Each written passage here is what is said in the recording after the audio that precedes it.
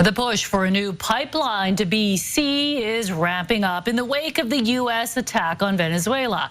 Proponents say a new pipeline to access overseas markets is now even more critical, given Donald Trump's vow to access Venezuela's vast oil resources. But Premier David Eby says billions of tax dollars should go to a different oil project. CTV's Rob Buffum reports. Everybody, nice to see you. In his first news conference of the new year, Premier Eby fielded multiple questions about mounting pressure to support a new pipeline to BC's coast. Pressure triggered by revelations the U.S. may potentially have access to cheaper Venezuelan oil. Pressure he pushed back on.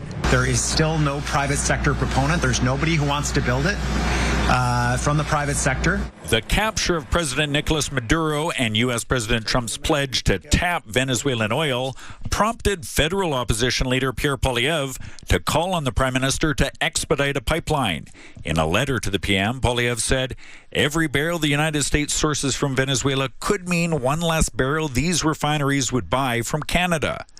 Carney weighed in from Paris with his ongoing support for the pipeline, set out in a memorandum of understanding between Ottawa and Alberta. A pipeline and exports to Asia.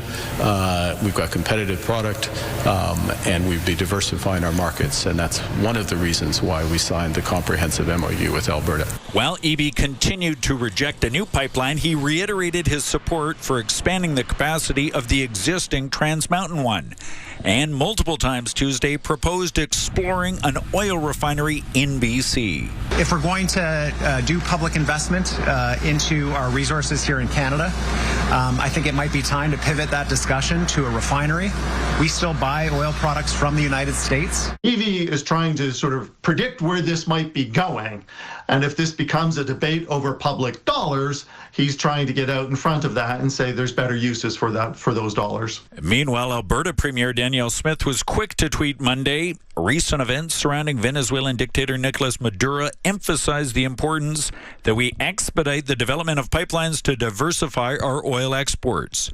Her government launching a website Tuesday with an update on its plan. Danielle Smith is not going to waste a good crisis to push her point.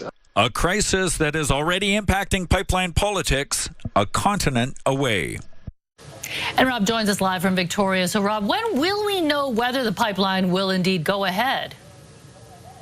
Well, that's right, Jing. There's been so much speculation, but July 1st is the deadline by which Alberta must submit its application to the Federal Major Projects Office.